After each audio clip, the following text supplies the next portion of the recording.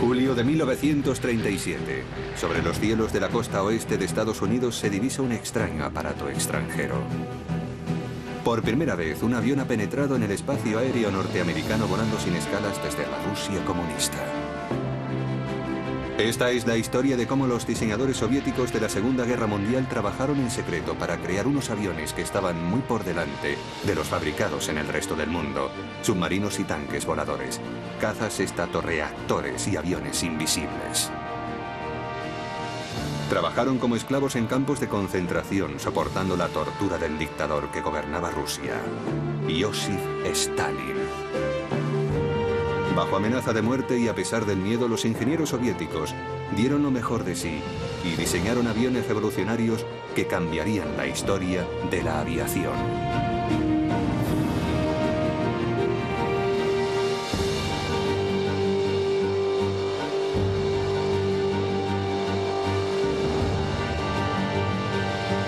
La aviación secreta rusa.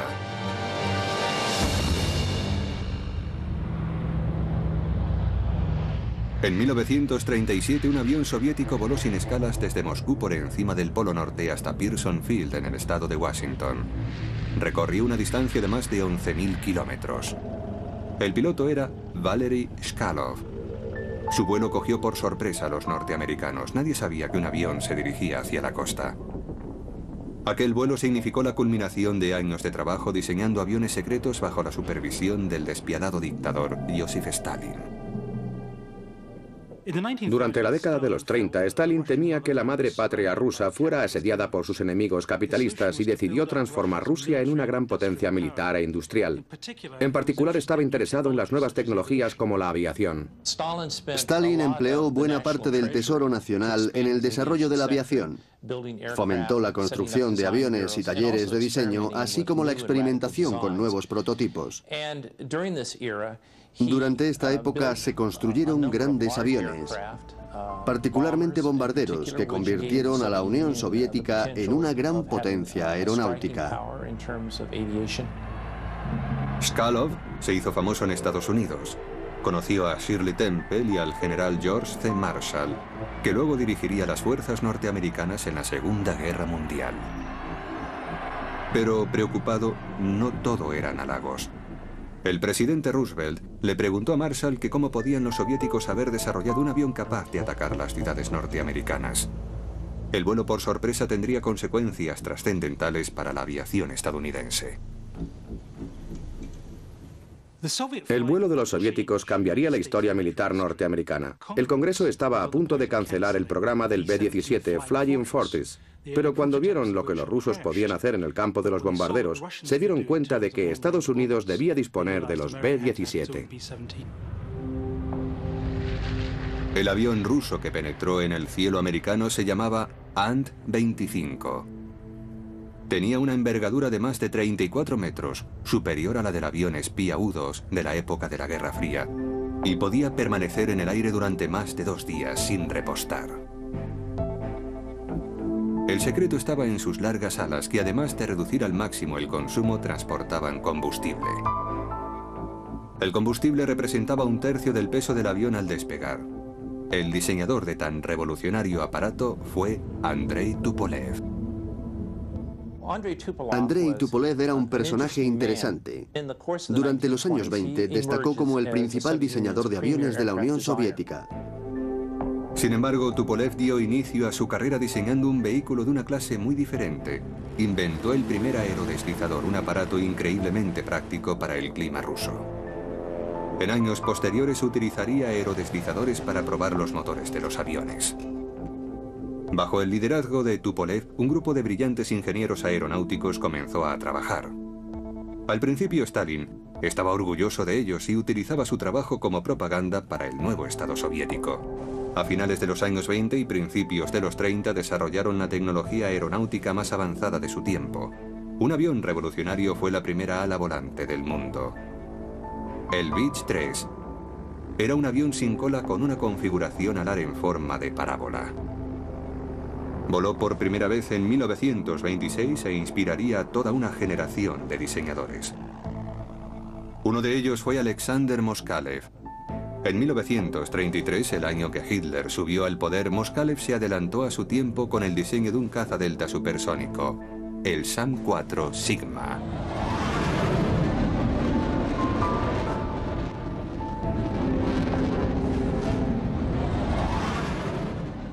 Alexander Moskalev fue un diseñador aeronáutico poco conocido durante los años 30. Una de las cosas que hizo, por razones más bien prácticas, fue un diseño en ala delta, que fue algo revolucionario en aquella época. Moskalev no tenía miedo de innovar en sus diseños. Creía que podría prescindir del empenaje de cola normal, es decir, del estabilizador horizontal. De esa manera conseguiría un avión menos pesado y con menor resistencia al viento. El prototipo del Sigma voló en 1936 con un motor de pistón, pero Moskalev no lo había terminado todavía. Empezó a desarrollar un motor cohete para una versión supersónica del avión. De hecho, Moskalev creía que conseguiría el primer avión supersónico del mundo. Fue una meta que obsesionó al joven ingeniero durante toda la Segunda Guerra Mundial. El diseño del Sigma era perfecto para el vuelo supersónico. Lo único que le faltaba en aquel momento era un motor cohete con suficiente potencia. Los grandes avances rusos en la tecnología aeronáutica dejaron asombrado a Occidente cuando sus aviones de combate aparecieron por primera vez durante la Guerra Civil Española entre 1936 y 1939. Stalin envió algunos de los últimos modelos de caza soviéticos para ayudar al gobierno republicano en su lucha contra el general Franco. Uno de aquellos aviones fue el famoso I-16 Rata. El nuevo avión parecía totalmente distinto de los cazas contemporáneos, que no habían cambiado mucho desde la Primera Guerra Mundial. Era monoplano en lugar de biplano. Su principal característica era la velocidad, que superaba en más de 110 kilómetros por hora cualquier otro caza de su tiempo. El I-16 voló por primera vez en 1934. Fue la vanguardia de una nueva clase de cazas monoplanos, aerodinámicos, con tren retráctil y ametralladoras en las alas. Se mirara por donde se mirara, todo era nuevo. Pero ocurrió algo que impidió que Rusia se mantuviera en la vanguardia de la aviación. A comienzos de 1937, Stalin propició una serie de juicios en los que figuras destacadas de la sociedad civil y militar fueron acusadas de sabotaje y traición. Por ejemplo, 2 comandantes de la Fuerza Aérea fueron arrestados y ejecutados a finales de los años 30. Andrei Tupolev, el gran diseñador soviético, también fue arrestado y enviado a prisión. Tupolev y sus colegas fueron enviados a la terrible prisión de Lubyanka en Moscú, donde les sometieron a torturas y se les obligó a firmar confesiones falsas. El cargo que se les imputó fue que habían traicionado al Estado vendiendo diseños secretos de aviones a Estados Unidos o Gran Bretaña. Algo disparatado. Pero Stalin y sus fieles opinaban que los trabajadores rinden más amenazados por el miedo. Se acusó falsamente a Tupolev de que su famoso Ant-25, el que voló a América, fue una tapadera para sacar planos de los últimos modelos de aviones soviéticos fuera de Rusia y venderlos a la Alemania nazi. Stalin siempre sospechaba de los intelectuales y en particular creía que los científicos eran vagos e indisciplinados. Pensaba que trabajaban mejor amedrentados. Por eso los encarceló. Creó campos de concentración donde los diseñadores de aviones debían trabajar, pero bajo la vigilancia del servicio secreto soviético. Una de las novelas más famosas de Alexander Solzhenitsyn se titula El primer círculo. En ella utilizaba los recursos literarios para denunciar uno de los aspectos más extraordinarios de las purgas estalinistas: los centros de trabajo para prisioneros. Fueron inaugurados durante los años 30 y en ellos los científicos y diseñadores aeronáuticos permanecían bajo arresto técnico. Estaban en centros especiales vigilados y trabajaban en proyectos de alto secreto para la Unión Soviética. Trabajaban bajo la amenaza de arrestar o ejecutar a sus familiares. Los guardias acompañaban continuamente a los ingenieros por todo el campo de trabajo. Era como vivir en la Bastilla. Comían bien, incluso tenían criadas, cigarrillos, distracciones, dormían en camas limpias, pero nunca sabían cuándo saldrían, ni siquiera si iban a salir de allí. No sabían cuál sería su destino final. Ni Stalin ni aquellos diseñadores imaginaban que su trabajo acabaría afectando tanto a su país y al mundo. El 22 de junio de 1941, más de 3 millones de soldados y 3.300 carros de combate alemanes invadieron la Unión Soviética en la llamada Operación Barbarroja. Hitler se había propuesto conquistar la vieja Rusia.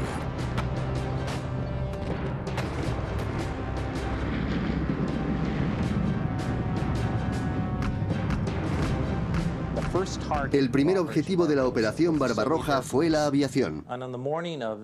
En la mañana del 22 de junio, la Luftwaffe atacó las bases fronterizas de la Unión Soviética y un gran número de aviones fueron destruidos en tierra.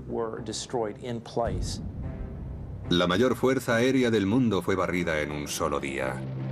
Lo que quedó de la aviación roja no representaba ya ningún peligro para los modernos aviones de la Luftwaffe. Un mes después del inicio de la Operación Barbarroja, Andrei Tupolev y otros diseñadores de aviones soviéticos fueron liberados repentinamente. En los siguientes años crearon tantos y tan efectivos aviones que consiguieron que Rusia pudiera enfrentarse con éxito a la aviación enemiga.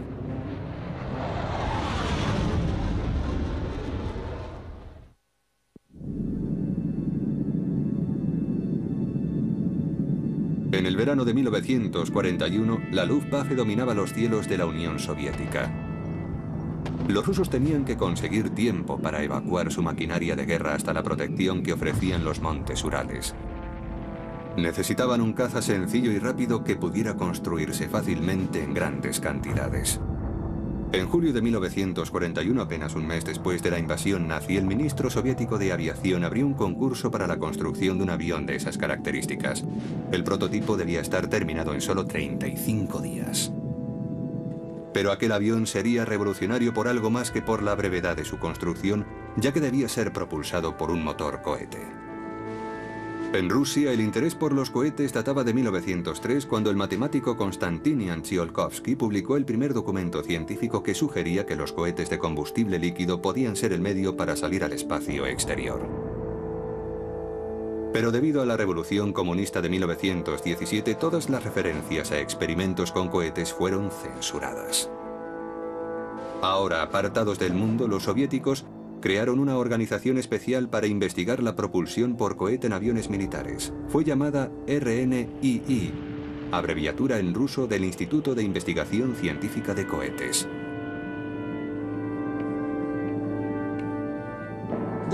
El instituto fue fundado en 1933 y reflejaba el antiguo y permanente interés que los rusos tenían en los viajes espaciales y en los cohetes. De allí saldrían varias figuras muy importantes, y Sergei Korolev no sería la última de ellas, aunque con el tiempo se convirtiera en el jefe del programa espacial soviético. En los años 30, Korolev era el ingeniero más importante del RNII. Trabajaba en cohetes estabilizados por giróscopo, misiles aire-aire e incluso en aviones propulsados por cohetes. Los alemanes tuvieron muchos fallos en el desarrollo de sus cohetes y como resultado la inteligencia militar alemana rechazó los informes de los éxitos soviéticos con cohetes, tomándolos por pura fantasía.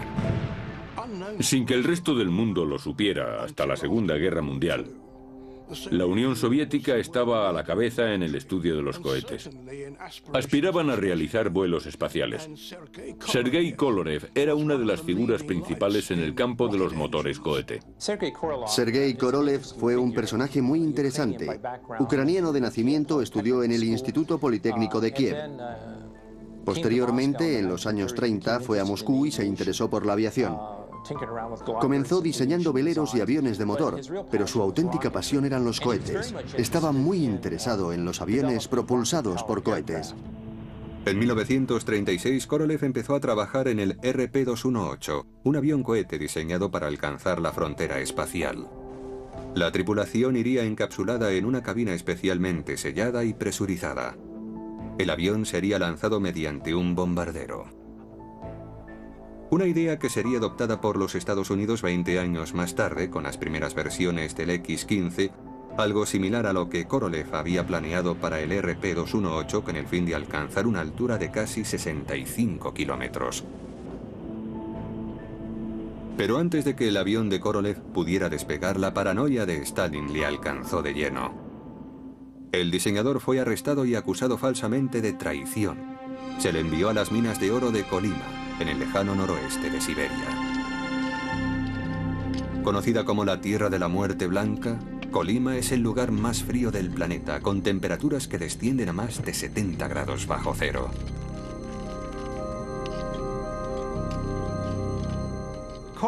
Korolev fue rescatado gracias a la intervención de Tupolev.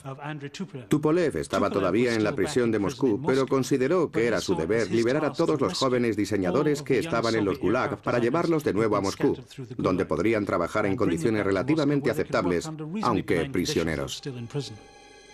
Otros no tuvieron tanta suerte. Muchos de los investigadores del RNII fueron ejecutados. Con su muerte, el diseño del RP-218 fue abandonado.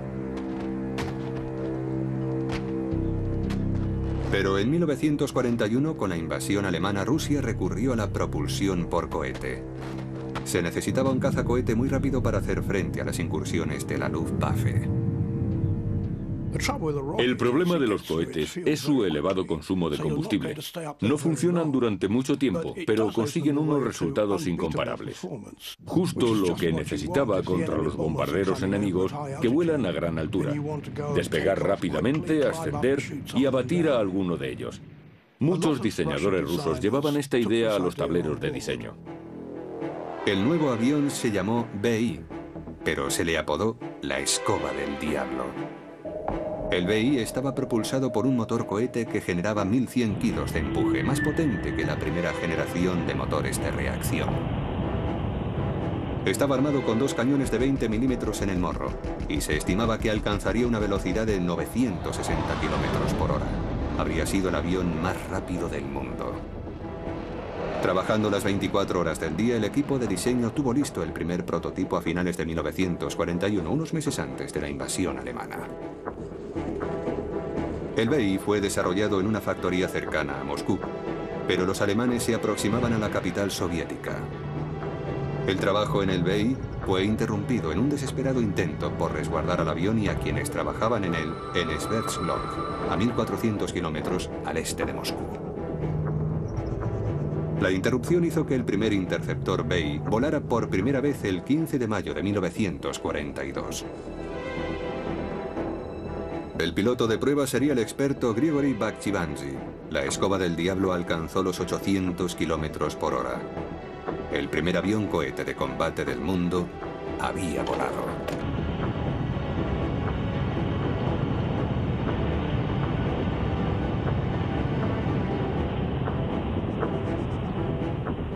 El BI voló en 1942. Era un avión propulsado por un motor cohete y estaba construido con madera contrachapada. Fue diseñado para interceptar a los bombarderos alemanes. Llegó a construirse cierto número de ellos. Stalin ordenó que el BI fuera fabricado inmediatamente. Mientras tanto, en Alemania se había empezado a trabajar en otro interceptor cohete, el Messerschmitt 163 Comet. Pero la versión operativa del Comet no volaría hasta 1943, casi 18 meses después del vuelo inicial del avión cohete soviético. La nueva tecnología de cohetes aún requería de perfeccionamiento y la no demora debida al asesinato a manos de Stalin de los especialistas en cohetes lo refrenó. Uno de los problemas es que los motores cohete consumen mucho combustible y a un ritmo enorme. En un intento por resolver este problema, los diseñadores del BI montaron estatorreactores en las puntas de las alas del BI. Serían utilizados para volar en crucero. El motor cohete se reservaría para ascender o para realizar el ataque, pero entonces surgió otro problema. El 27 de marzo de 1943, Grigori Bakhchivandzhi despegó en un vuelo de prueba que para él sería el último. En 1943 se construyeron 7 prototipos del BI-1. Volaron extraordinariamente bien y alcanzaron altas velocidades. Un hecho a destacar es que ascendían unas 2 veces más rápido que cualquier otro avión de caza. Desgraciadamente, a finales de 1943, cuando el piloto de pruebas Banky Banchi daba una pasada rápida a muy baja altura, entró en un picado a unos 800 kilómetros por hora y el avión empezó a vibrar longitudinalmente, dando saltos arriba y abajo. El piloto no tuvo oportunidad de salvarse. Los rusos se habían encontrado con uno de los grandes problemas del vuelo supersónico o próximo a la velocidad del sonido. Cuando un avión se acerca a la barrera del sonido, el aire que está delante parece volverse más denso, y eso puede originar problemas de control y hacer que el avión entre en picado. Incapaces de resolver los problemas, el trabajo en el BEI fue interrumpido. Los 50 aviones que estaban en construcción fueron desmantelados. El destino de la escoba del diablo quedó frustrado. Pero los diseñadores soviéticos estaban fascinados con los cohetes. En la actualidad, gran parte de los interceptores de la Fuerza Aérea Rusa utilizan cohetes como aceleradores. Y en 1943 el mayor experto ruso, Sergei Korolev, desarrolló un nuevo motor cohete de combustible líquido que fue probado en una versión especial del bombardero P-2. Estos avances permitieron a Alexander Moskalev reiniciar sus trabajos en un caza supersónico de ala delta. A veces a los ingenieros rusos les concedían cierta iniciativa. 3 de ellos diseñaron aviones de los llamados Strahler, flecha, con un avanzado diseño de ala en delta triangular. Uno de ellos fue el caza cohete diseñado por Moskalev. Habría batido récord, porque podría haber sobrepasado la velocidad del sonido debido a su potente motor cohete. El último proyecto de Moskalev sería propulsado por 2 motores cohete de combustible líquido, cada uno de 2000 kilos de empuje. Los cazas rusos eran generalmente más pequeños que los británicos y norteamericanos, similares en tamaño a los alemanes, pero solían llevar mayores motores. Con frecuencia eran más rápidos, y aunque no llevaban mucho armamento, este era el mejor del mundo. Sus cañones de gran calibre disparaban muy deprisa, y la velocidad de salida del proyectil era muy alta. Con un único disparo, generalmente conseguían el derribo. En 1944 la Fuerza Aérea Roja había pasado la ofensiva. Los bombarderos alemanes ya no podían amenazar Moscú. Stalin decidió que los Strahler ya no eran necesarios y el equipo de diseño de Moskalev fue disuelto por la policía secreta. El cazacohete supersónico fue abandonado y Moskalev tuvo suerte de escapar con vida. Sin embargo, a pesar del constante peligro de ser arrestados por sus ideas innovadoras, los diseñadores aeronáuticos soviéticos continuaron proponiendo soluciones heterodoxas a los problemas. Incluso hoy en día, sus ideas resultan sorprendentes.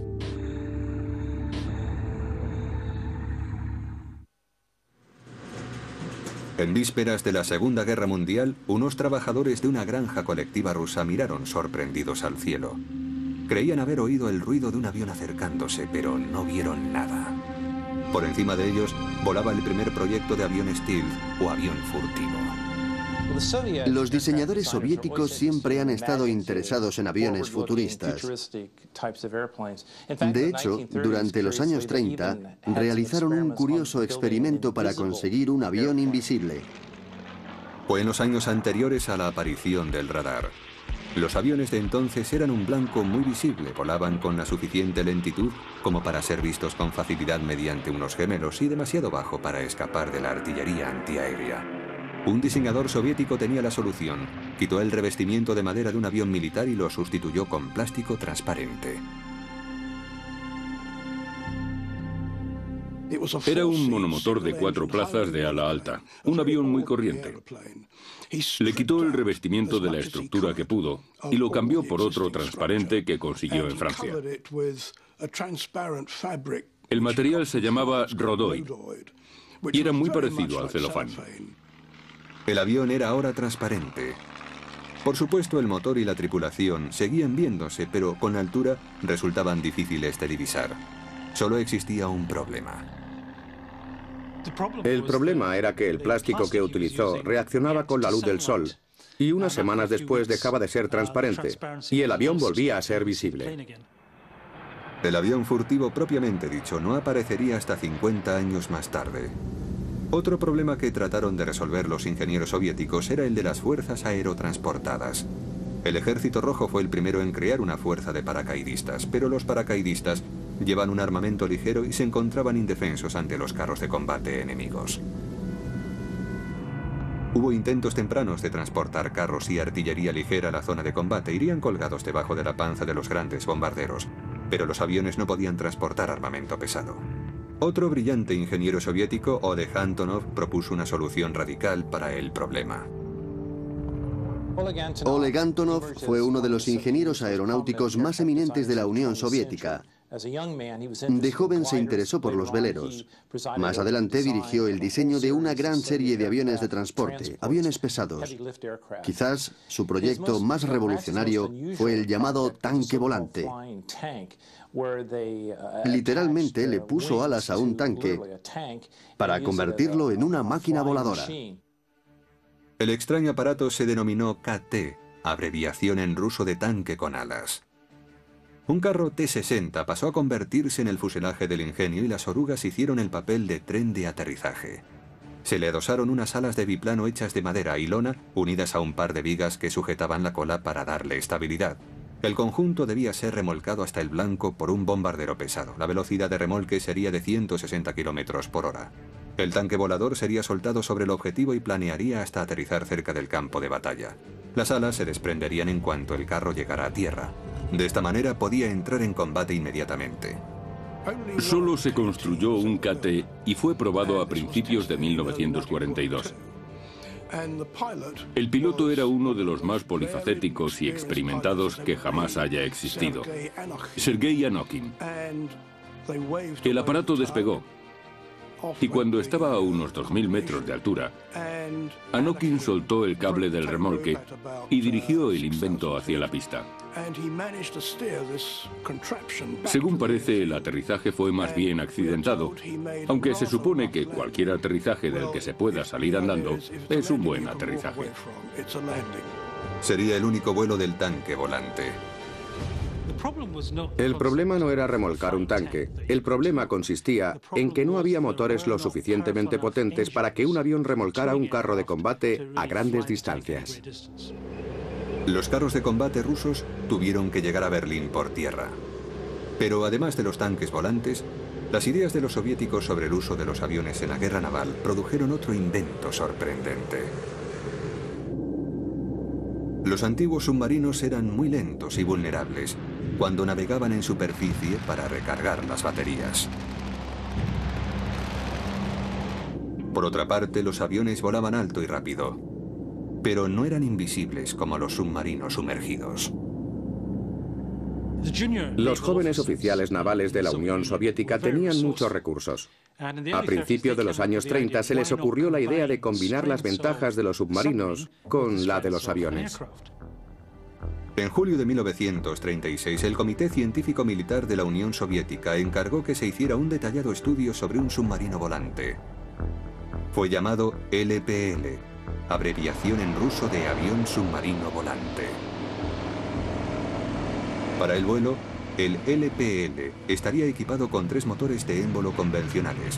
Llevaría 3 tripulantes y volaría a 240 km por hora con un radio de acción de 800 km. Cuando el avión amerizara, unos paneles sellarían los motores de vuelo. El avión estaría revestido con una pintura resistente a la corrosión y llevaría 2 torpedos de 457 milímetros bajo el fuselaje. Sumergido, navegaría a 3 nudos. La idea era que el submarino penetrara en un puerto bien defendido, sobrevolando las minas y las redes antisubmarino. Luego se sumergiría y atacaría a los acorazados y portaaviones anclados en el puerto. Pero las dificultades técnicas resultaron ser demasiado importantes para los rusos y el avión submarino nunca fue construido. La idea de un submarino volante suena disparatada, pero durante la Guerra Fría, en los años 50, la Marina de los Estados Unidos también encargó el estudio de un submarino volante. Se le pidió a la división Convair de la General Dynamics de San Diego que presentara unos planos de un avión de esas características propulsado por un reactor. El avión se sumergiría inundando las alas, la cola y los compartimentos del fuselaje. Navegaría a 8 km por hora bajo la superficie, propulsado por baterías. El submarino volante nunca pasó de la fase de diseño debido a que era un proyecto de una ingeniería muy complicada. Pero una nueva tecnología revolucionaría la aviación en la Segunda Guerra Mundial: el avión de reacción.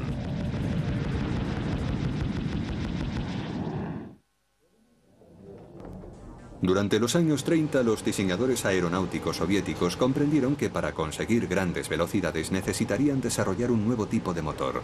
La velocidad límite para los aviones de hélice rondaba los 800 km por hora y muy pronto los soviéticos se pusieron en cabeza en el desarrollo del estatorreactor. Varios diseñadores habían trabajado en cohetes y tenían nociones acerca de unos extraños motores llamados estatorreactores. Se trata de unos tubos con un perfil interior muy cuidado, una gran entrada que se estrecha y una sección de alta velocidad en el medio donde se inyecta y quema el queroseno. El gas resultante sale a través de un largo tubo de escape que produce el empuje. La idea básica no podía ser más sencilla, tan sencilla como la del motor cohete. El estatorreactor utiliza la velocidad del avión para comprimir aire en una tobera. Este aire es rico en oxígeno. Se ha hablado mucho acerca de colocar estatorreactores bajo las alas o en la cola de un caza para aumentar su velocidad. Pero pocos lo han hecho, excepto los rusos, y lo hicieron a lo grande. Uno de los primeros estatorreactores fue probado en un I-16. Los experimentos tuvieron éxito y Stalin ordenó la construcción de un nuevo caza propulsado por estatorreactores. Los trabajos comenzaron en 1940. El resultado fue uno de los más avanzados y hermosos aviones diseñados durante la Segunda Guerra Mundial, el caza Borovkov-D. El Borovkov-D fue un avión diseñado en 1941. Tenía un fuselaje doble con un motor de pistón propulsor y 2.000 caballos. Estaba complementado con estatorreactores y montaba un cañón de 20 milímetros y otro de 37 milímetros. El avión tenía una serie de características revolucionarias. Además de los estatorreactores situados en los dos fuselajes, tenía alas en flecha e incluso estaba equipado con un asiento eyectable. Si este avión hubiera estado listo en 1941, con su velocidad y potencia de fuego, habría destruido los lentos bombarderos de la Luftwaffe, evadiendo con facilidad la caza alemana. Pero el avión no llegó nunca a despegar. El ataque alemán contra la Unión Soviética llegaría antes de que estuviera terminado. Los diseñadores soviéticos descubrieron que los estatorreactores tenían un inconveniente: el combustible. Debía encontrarse una mejor solución para conseguir velocidad, y la respuesta era el motor de reacción. Los soviéticos empezaron a trabajar en motores de reacción en 1938, años antes de que Estados Unidos iniciara su propio programa de motores de reacción. El padre de los reactores soviéticos fue A.M. Liulka. Nadie en Estados Unidos sabía que por entonces, en Alemania, incluso en la Unión Soviética, se estaba trabajando en motores de reacción. En este último país, un hombre llamado Arkhip Luyalka había diseñado un motor fabuloso. Tenía un sencillo compresor centrífugo que luego mejoró, y en 1938 lo cambió por un compresor axial. En 1938, Liulka estaba trabajando en un compresor para el nuevo bombardero pesado, el Tupolev PE-8. El compresor sería utilizado para absorber aire a grandes alturas y alimentar los motores de pistón del bombardero. Después de desarrollar el compresor para alimentar con aire los motores de pistón, a Liulka se le ocurrió una idea. ¿Por qué no librarse del pesado motor de émbolo e inyectar directamente queroseno en el aire comprimido? El resultado fue un turborreactor auténtico. Liulka, por su cuenta, había dado con la planta de potencia que transformaría la aviación en el futuro. Stalin quedó impresionado con el trabajo de Lyulka y ordenó que el motor estuviera listo para diciembre de 1940. Se comenzó a trabajar inmediatamente en un avión de reacción propulsado por el nuevo reactor de Lyulka. Los ingenieros rusos produjeron un diseño único. El aire pasaría al motor a través de un morro apuntado con 4 entradas separadas. Pero la nueva tecnología resultó más compleja de lo que Lyulka creyó en un principio.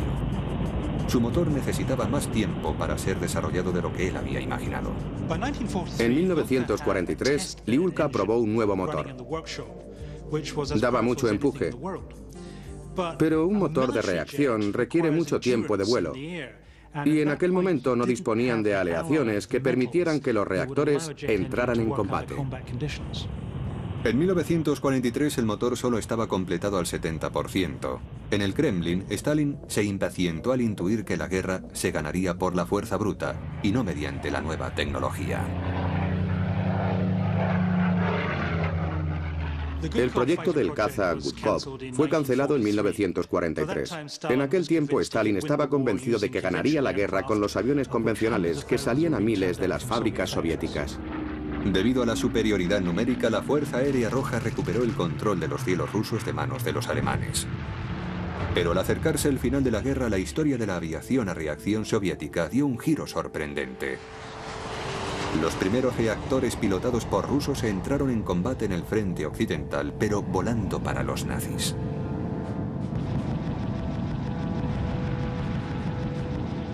Los primeros rusos que volaron en reactores de combate lo hicieron para el bando nazi. Los alemanes habían reclutado una fuerza aérea rusa libre, compuesta por pilotos rusos voluntarios que querían derrocar a Stalin. Estaban equipados con el nuevo y revolucionario caza de reacción alemán, el Messerschmitt. Aparte de la Luftwaffe, la Fuerza Aérea Rusa Libre es la única que voló el Me-262, el primer reactor operativo del mundo. Volaron bajo los viejos colores de la Rusia imperial. Pero nada podía salvar a Hitler de su destino.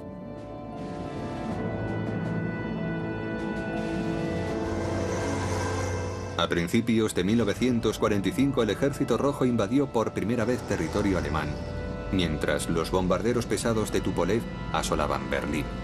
Pero Stalin tenía un objetivo que le llevaría a purgar de nuevo a los diseñadores de aviones soviéticos. Corea, 1950.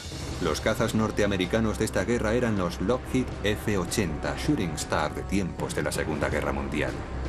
Los norteamericanos confiaban en limpiar los cielos de aviones comunistas, pero se encontraron sobrepasados por un nuevo caza ruso más rápido y ágil, el extraordinario MiG-15.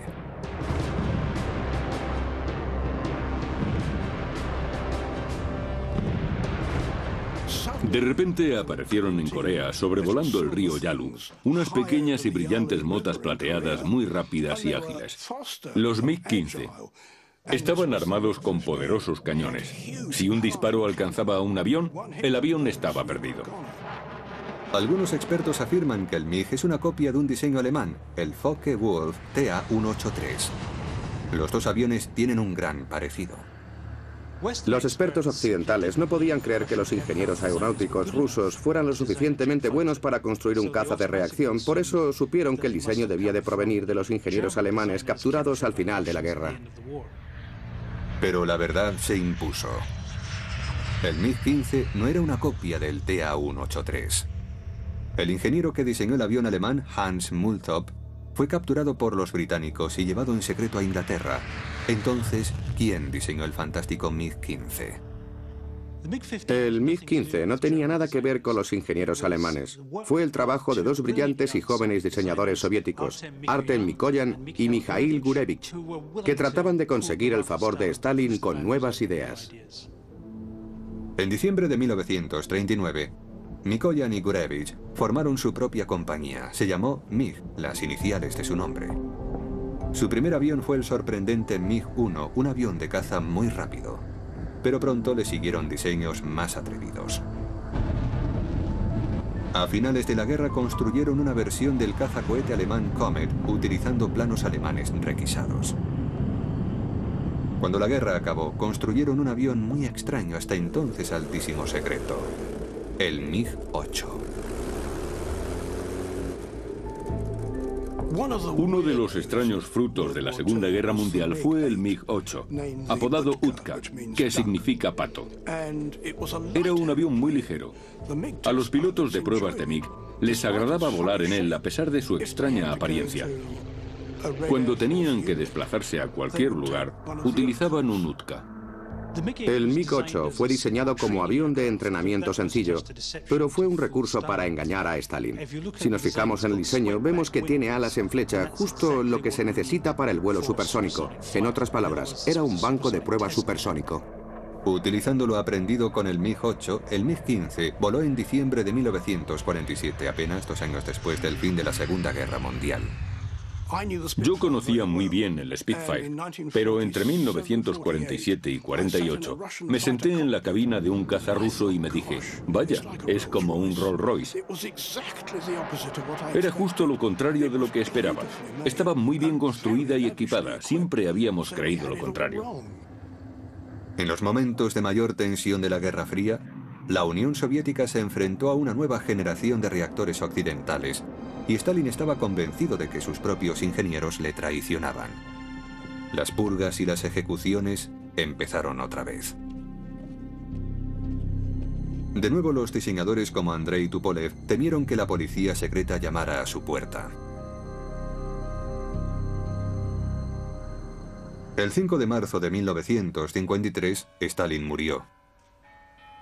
Y los ingenieros aeronáuticos rusos pudieron realizar su trabajo libremente después de décadas de intimidación.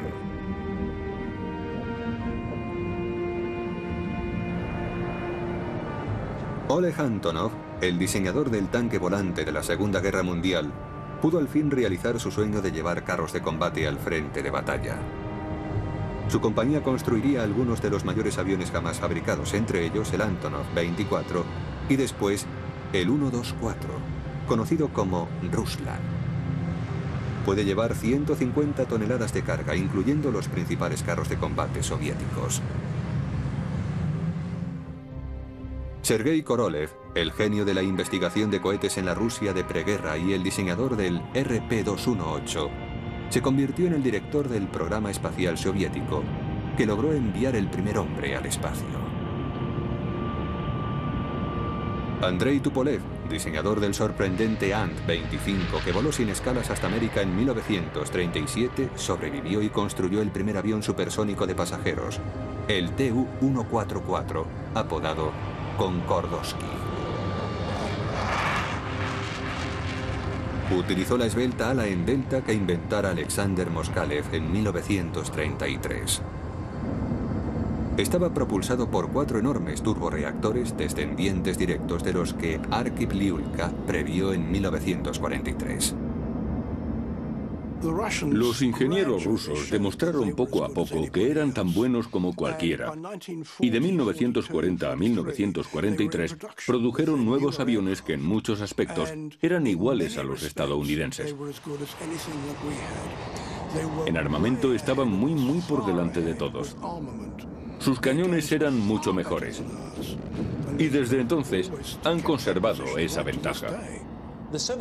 La Fuerza Aérea Soviética fue en la Segunda Guerra Mundial la primera víctima de la invasión alemana en 1941.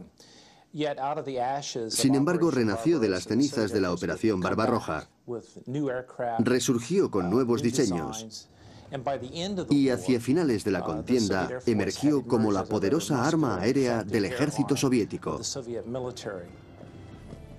¿Por qué Stalin demostró tanto odio y temor hacia sus diseñadores de aviones? La verdad es muy sencilla de explicar. Tenía mucho miedo a volar. Solo lo hizo una vez, en 1943, cuando fue a la conferencia de Teherán para reunirse con Churchill y Roosevelt. Durante el vuelo, el avión sufrió un ligero vuelco y dio un salto. A Stalin le entró pánico. Creo que su miedo a volar, su fobia, fue muy probablemente una de las cosas que influyó en la forma en que trataba a los diseñadores de aviones.